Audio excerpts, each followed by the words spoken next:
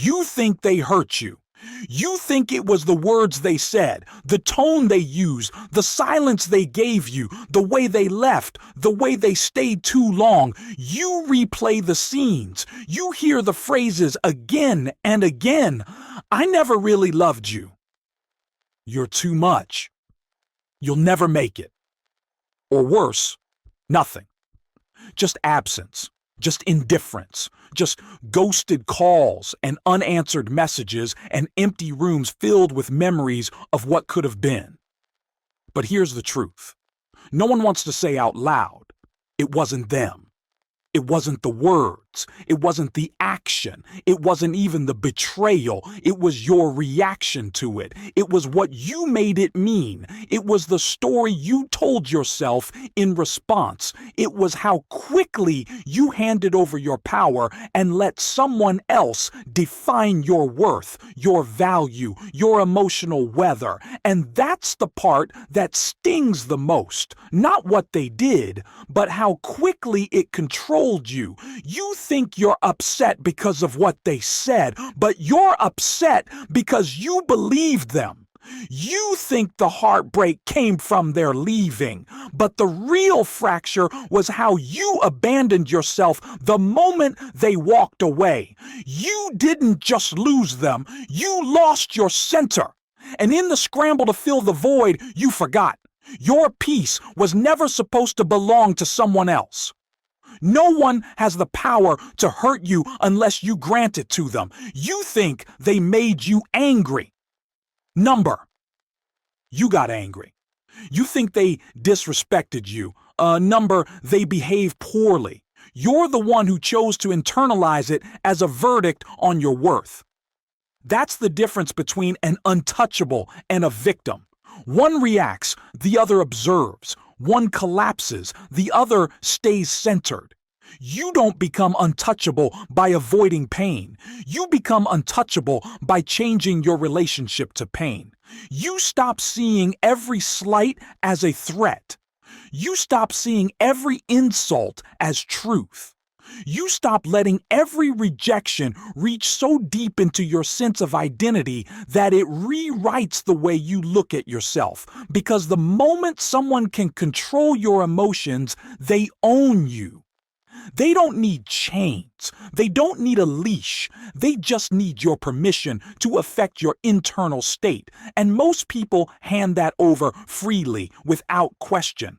But your internal state is yours. Your peace, your focus, your clarity, your power. These are yours to keep or yours to lose. And most people, they lose it daily.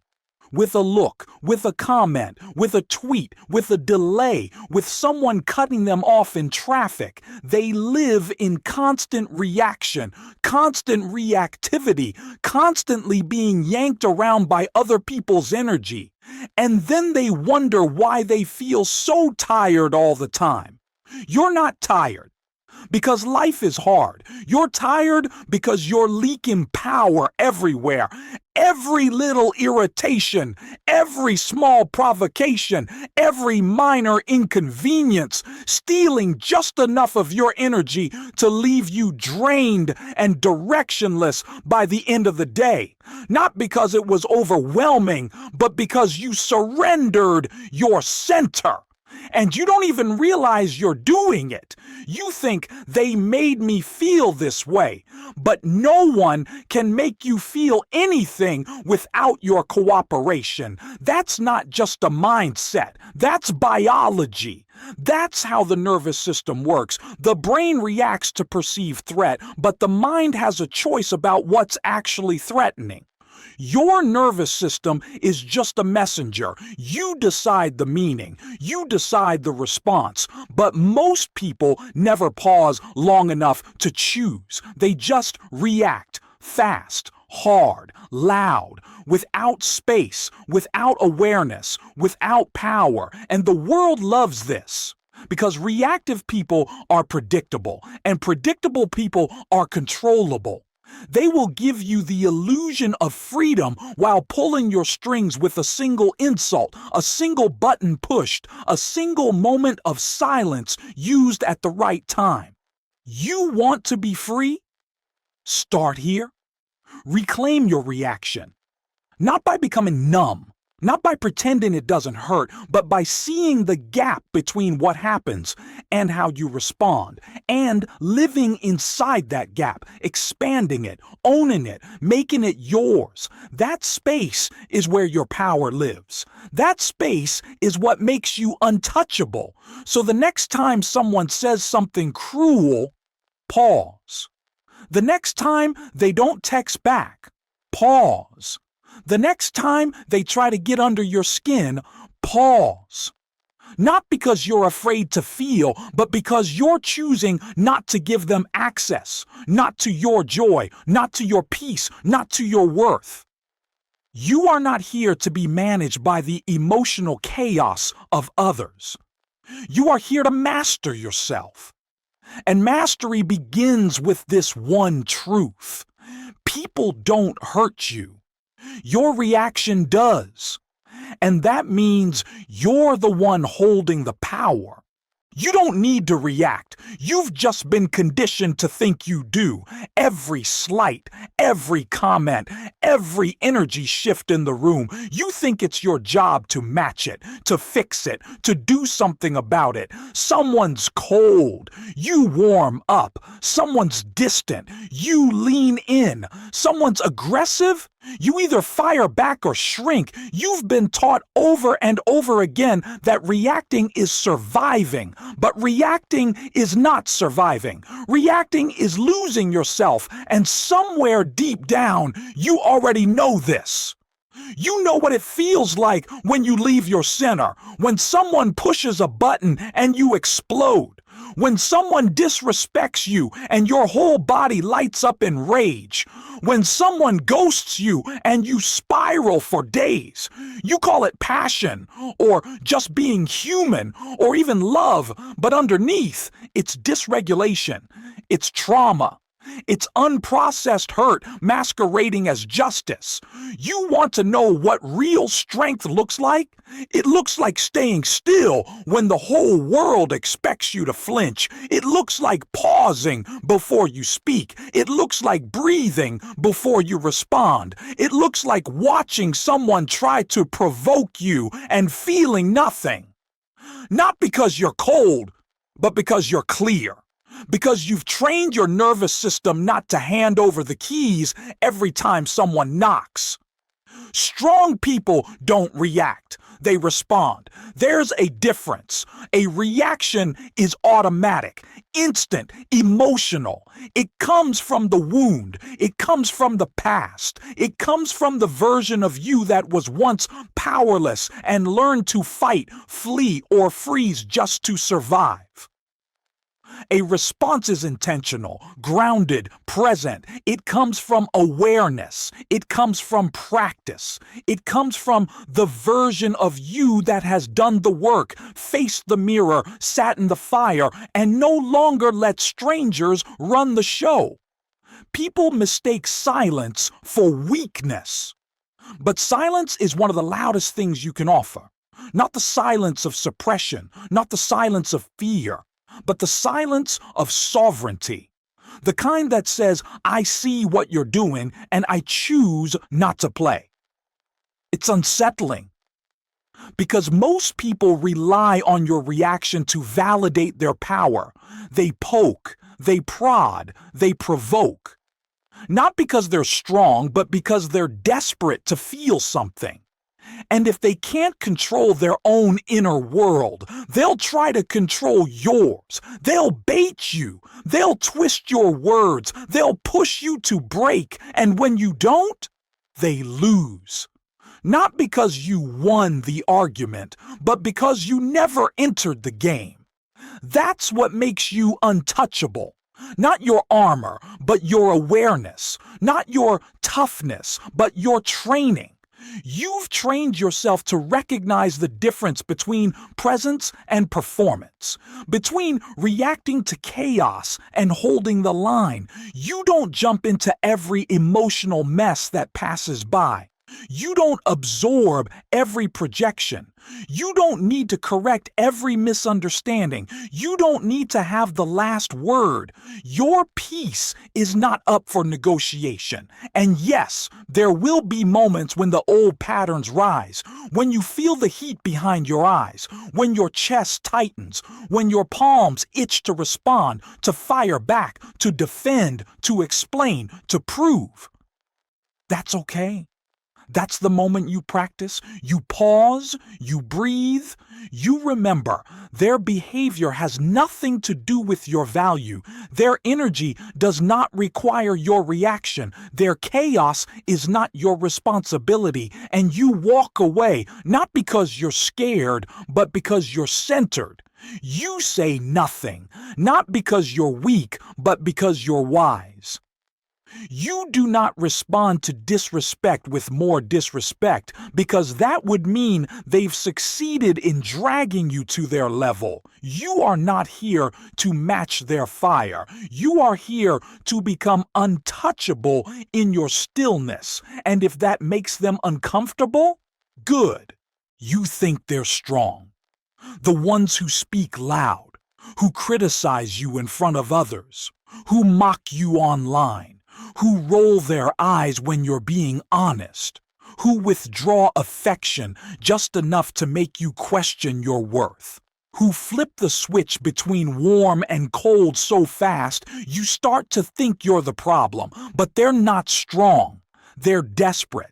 Desperate for control, desperate to feel superior, desperate to matter. And because they don't know how to regulate their own emotions, they try to regulate yours. They can't sit with their own pain, so they hand it to you. They can't feel powerful without making someone else feel small. They confuse dominance with stability, manipulation with connection, fear with respect. Weak people seek control, not because they're evil, but because they're empty. Because somewhere along the way, they learned that love is a game of power, that being right is more important than being real, that attention is a substitute for affection, that controlling someone else's reaction is easier than dealing with their own insecurity. And when they see someone like you, someone who's clear, calm, rooted, they panic. Because your peace threatens their illusion. Your non-reaction exposes their chaos. Your calm makes them look in the mirror they've spent years avoiding. And so they try harder. They say more outrageous things. They push deeper. They bring up old wounds. They aim lower. Not because you deserve it, but because they don't know what else to do when their games don't work. This is where most people break. This is where they get pulled back in, trying to explain, trying to defend, trying to fix, trying to prove they're not the crazy one. But untouchable people don't play that game. They don't engage with projection. They don't attend every argument they're invited to. They don't confuse provocation with invitation. They see what's happening and they stay still, not frozen, anchored, not numb, aware. Because once you realize that control is a symptom of weakness, you stop giving it power. You stop confusing volume with truth. You stop confusing aggression with strength. You stop mistaking silence for superiority, and you start to see clearly. People who truly feel powerful don't need to overpower others. People who truly feel confident don't need to convince you. People who truly feel secure don't need to steal your clarity to feel stable. So when someone comes at you with venom, with mockery, with gaslighting, with manipulation, don't flinch. See the desperation, see the fear, see the fragile ego behind the armor, and stay where you are. You don't owe anyone your reaction. You don't owe them a performance. You don't owe them your energy. You owe yourself peace. And peace is non-negotiable. You protect it the way warriors protect sacred ground, not by fighting every intruder, but by refusing to let them step foot inside. Let them throw their tantrums. Let them misunderstand you. Let them spiral in their need for control. Let them shout into the void, "You're not there anymore. You're above it." And you didn't get there by accident. You got there by doing the work, by noticing the patterns, by facing your triggers, by healing the part of you that used to mistake chaos for love. And now, you're done being a puppet. You're done being a mirror. You're done being a punching bag for someone else's war with themselves. You see the game, and you choose not to play. Not everything deserves your energy. It sounds simple. But when you've spent most of your life trying to manage other people's emotions, trying to fix things before they break, trying to prevent people from leaving, it's not simple at all. It feels threatening. It feels selfish. It feels wrong to walk away from chaos, to say, "Not mine," to refuse to participate. But this is where peace begins, with emotional detachment. And let's be clear, detachment is not apathy. It's not coldness. It's not withdrawal. It's clarity. It's knowing what belongs to you and what doesn't. It's recognizing that other people's projections are not your responsibility. It's stepping out of the storm and watching it pass without needing to jump inside it. Most people confuse love with attachment. They think caring means absorbing. They think empathy means merging. They think being present means being penetrated. But there's a difference between being with someone and becoming them. You can hold space without losing yourself in it. You can witness pain without adopting it. You can observe chaos without joining it. And this is the shift. The moment you stop identifying with every emotional wave around you, you become unshakable, not unreachable, not untouchable in the cold way, but grounded, rooted, clear. You begin to see how much of your suffering was optional, how much of your exhaustion came from trying to carry what wasn't yours, how many of your spirals began with someone else's energy entering your nervous system because your boundaries were made of smoke. So you rebuild them. Not walls, not armor, but filters. You decide what gets in, what gets fed, what gets attention, and what gets silence. Not out of spite, but out of sovereignty. Your peace is not for public consumption. Your presence is not a dumping ground. Your empathy is not a bottomless well. You are allowed to protect your inner world like it's sacred, because it is. You are allowed to exit conversations that drain you. You are allowed to leave when someone refuses to meet you in truth.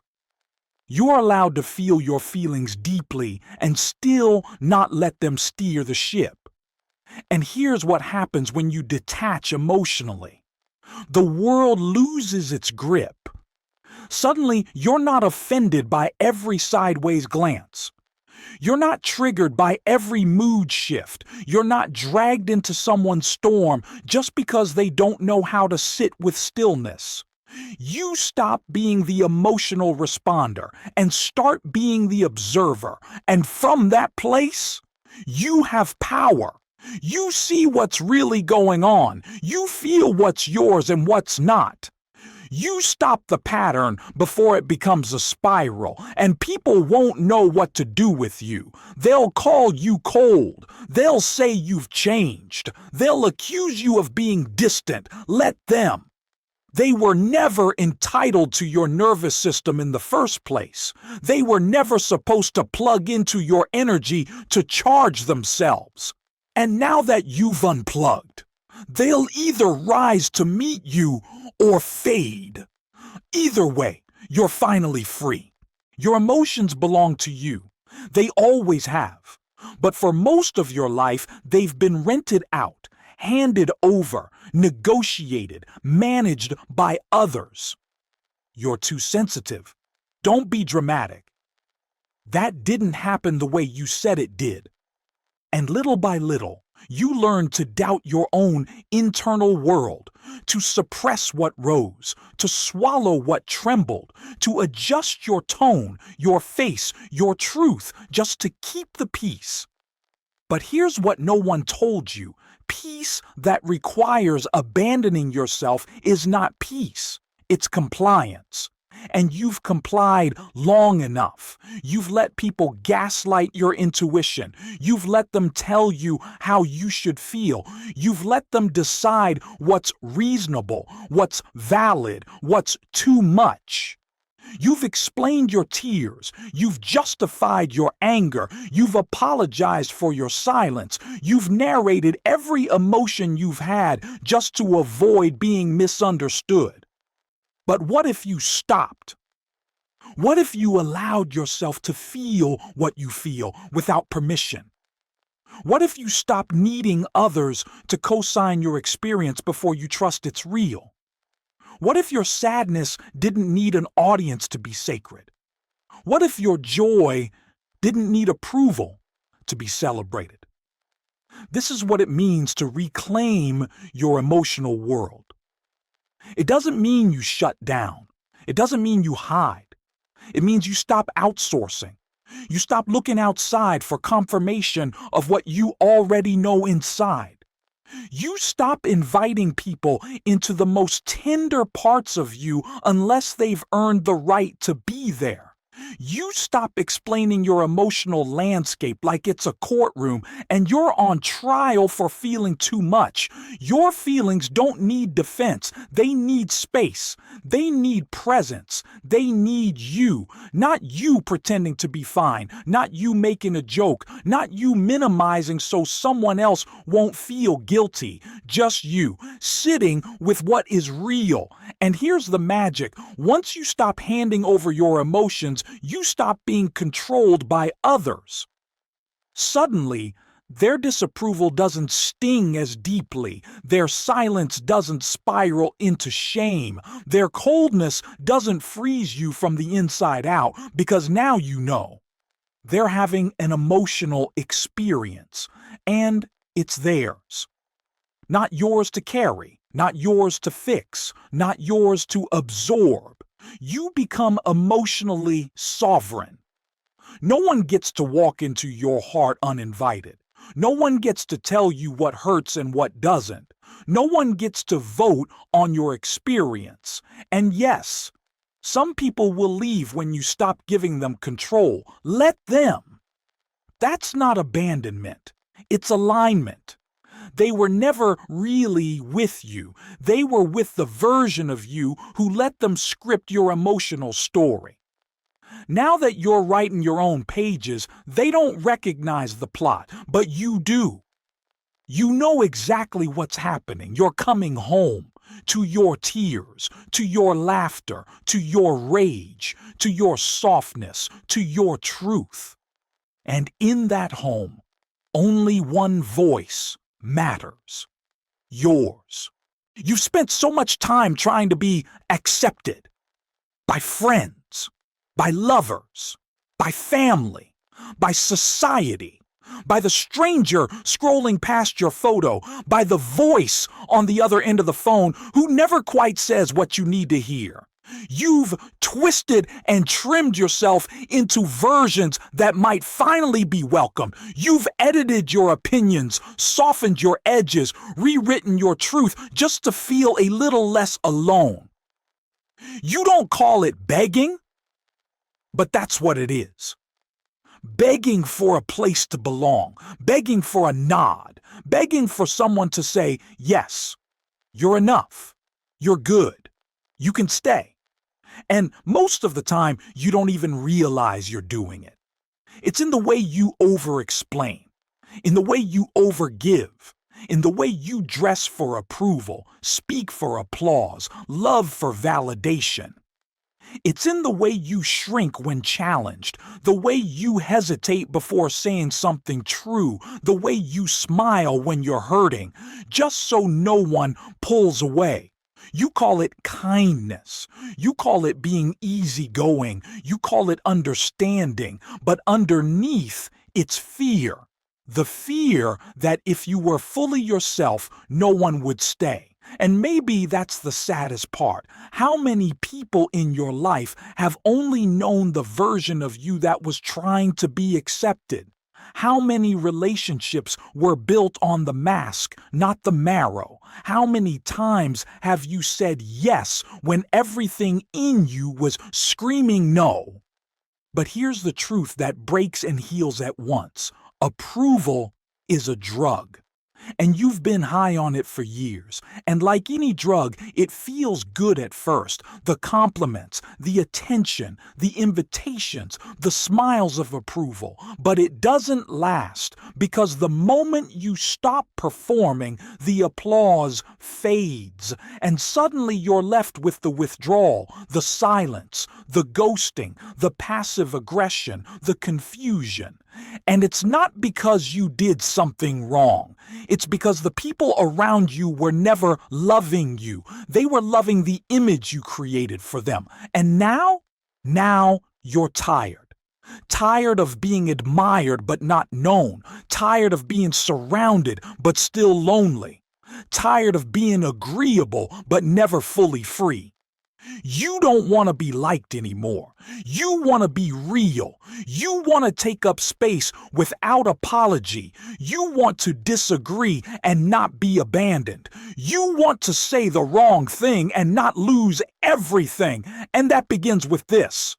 You stop chasing approval. You stop apologizing for your truth. You stop begging people to stay when they only love the filtered version of you. You let them leave. You let them misunderstand. You let them sit with their discomfort instead of shrinking yourself to soothe it. And slowly, the right ones come. The ones who aren't afraid of your depth. The ones who don't punish your boundaries. The ones who love you, not because you contorted yourself into something palatable, but because you didn't. But even if they don't come, you still win. Because now, you belong to yourself. Not to the room. Not to the narrative. Not to the audience. To you. They don't want your peace. They want your reaction. Your calm unsettles them. Your silence confuses them. Your stillness threatens them.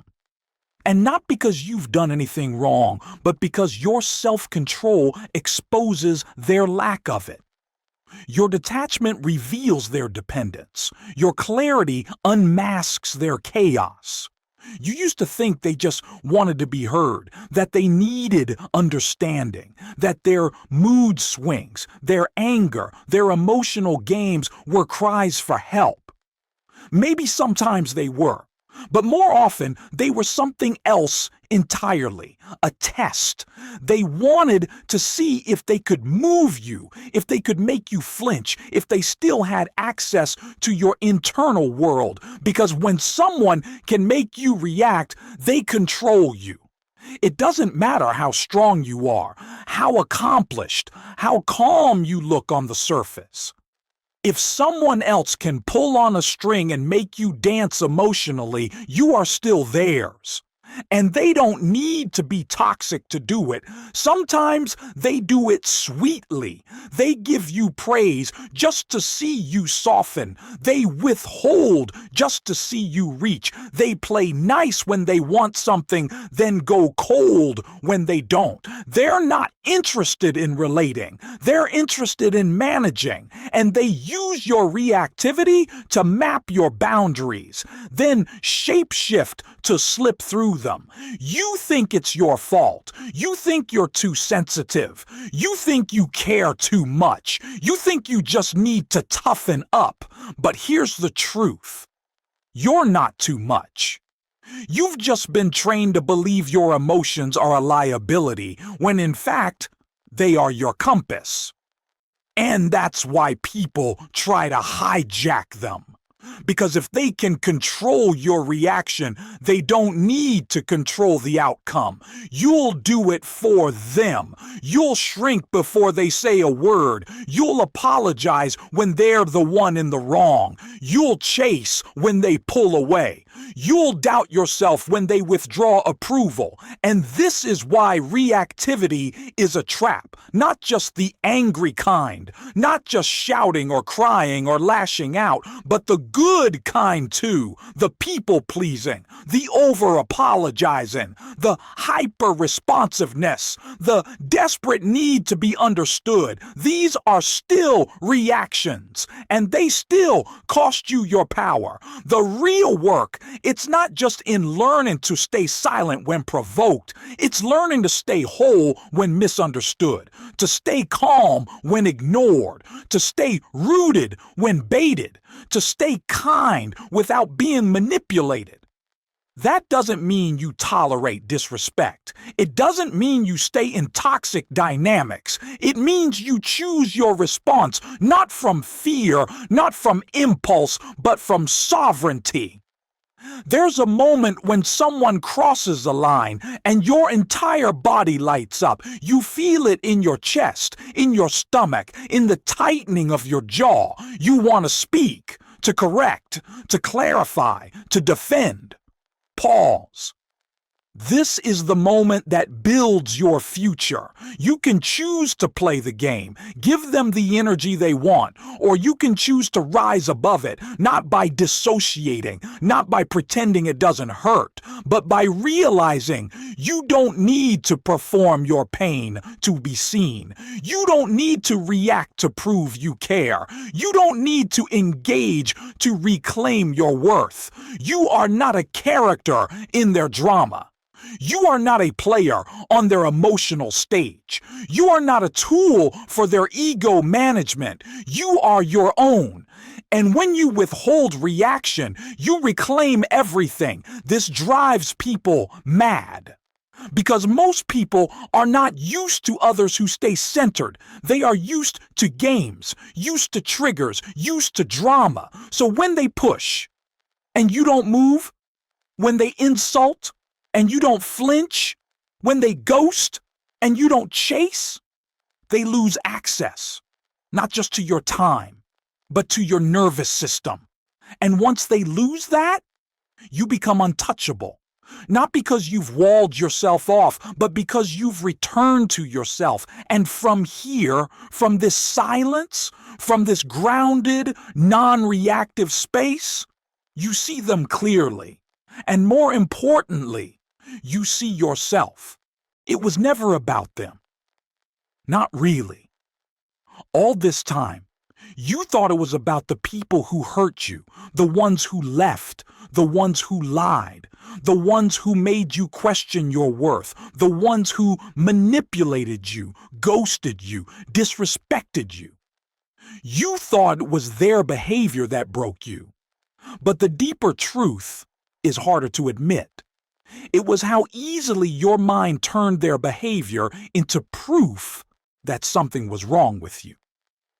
They said something cruel and your mind believed it. They disappeared and your mind created a story about your worth. They mocked your boundaries and your mind told you to lower them. They didn't choose you and your mind whispered that no one ever will. And that's the real battlefield. Not your circumstances, not your relationships, not your past, but your mind. You live inside it every moment, and for most of your life, it's been trained to doubt, to defend, to overthink, to spiral, to turn every neutral silence into rejection, to turn every delay into a disaster, to turn every flaw into a verdict. It doesn't mean you're broken. It means your mind has been programmed for survival, not for truth. But survival isn't freedom. And the moment you start to observe your thoughts instead of obeying them, everything shifts. You begin to see the pattern, the way your mind predicts pain even when there's peace, the way it searches for threat even in love, the way it rehearses abandonment before anything's even gone. You start to realize your mind isn't always your ally. It can be your enemy, or it can be your instrument. And that choice, it's yours. The untouchable don't just manage their environment, they master their internal world. They don't just set boundaries with people, they set boundaries with their own thoughts. They catch the spiral early, they pause the panic, they question the narrative. They don't believe everything they think because they've trained themselves to see clearly.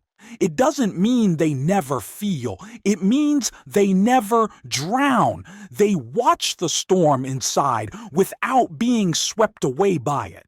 They anchor into truth even when emotion clouds the sky. They remind themselves again and again what's real, what's true, what's theirs. You are not your thoughts. You are the space that sees them. You are not your anxiety. You are the awareness behind it. You are not your story. You are the author. And when you remember that, no one can own you. Not with praise, not with criticism, not with silence, not with love withheld or given. You belong to yourself. And this is the highest form of freedom. Not the absence of conflict, but the presence of clarity. Not the end of emotion, but the return to stillness. Not the death of thought, but the birth of choice. This is mastery, not of others, of yourself. Walking away is an art, a choice, a declaration, and for many of us, a revolution. Because we weren't taught how to leave. We were taught how to stay in discomfort, to stay in misalignment, to stay in conversations that twist our words, to stay in relationships that feed on our silence, to stay in systems that demand our compliance in exchange for crumbs of belonging. We were taught to endure. That love means staying. That loyalty means silence. That being the bigger person means swallowing our truth until it chokes us from the inside out. So when the moment comes, when the soul grows louder than the conditioning, you hesitate. You ask, am I abandoning them? Am I giving up too soon? Will they hate me for this? But here's the better question. What is the cost of staying? How many versions of yourself do you have to bury just to be tolerated? How much clarity do you have to dull just to make them comfortable? How many times will you tell your body it's fine when every cell is screaming, get out? Walking away is not weakness, it's knowing. It's a deep inner clarity that says, I don't belong here anymore. My peace is no longer safe here. This dynamic is costing me too much. And that knowing doesn't always come with fireworks. Sometimes it comes in quiet moments. A breath you didn't know you were holding. A sudden stillness in a room you used to feel tense in. A growing space between your values of their behavior. And then it hits you. Not with anger, not with fear, but with resolve. I'm done. Not in rage, not in punishment, but in liberation. Because walking away isn't about them. It's about you. It's about reclaiming the parts of you that once begged to be seen. The voice you muted to keep the peace. The boundaries you erased to avoid conflict. The needs you buried because you were scared of being too much. When you walk away, you're not just leaving them. You're leaving behind the version of yourself who needed their permission to feel whole. And that is holy. Yes, your absence will confuse them. Yes, they'll question your loyalty. Yes, they might paint you as the villain in a story that never held your full humanity. Let them. They don't need to understand. They never tried to. And now it's not your job to make them feel okay about the consequences of their own behavior. You don't leave to hurt them. You leave to honor yourself, to honor the work you've done, the clarity you've earned, the pain you've survived, the wisdom your scars now carry. You walk away not because you don't care, but because you finally care enough about yourself to stop living on emotional credit. And you don't slam the door. You don't need a dramatic exit. Your stillness is enough. Your silence is the closing sentence. Your non-return is the boundary. People will ask, what happened? Why the shift? Why the space? Why the distance? And you'll smile, not out of spite, but out of peace. Because you'll know nothing happened. You just finally listened to your breath, to your intuition, to the aching yes inside your no. And that voice said, you've stayed long enough. You've tried long enough. You've bent far enough. Now, you walk away from their confusion, away from your own self-betrayal, away from dynamics that no longer match your becoming, and towards something quieter, truer, cleaner, yourself. There is a version of you that no longer flinches.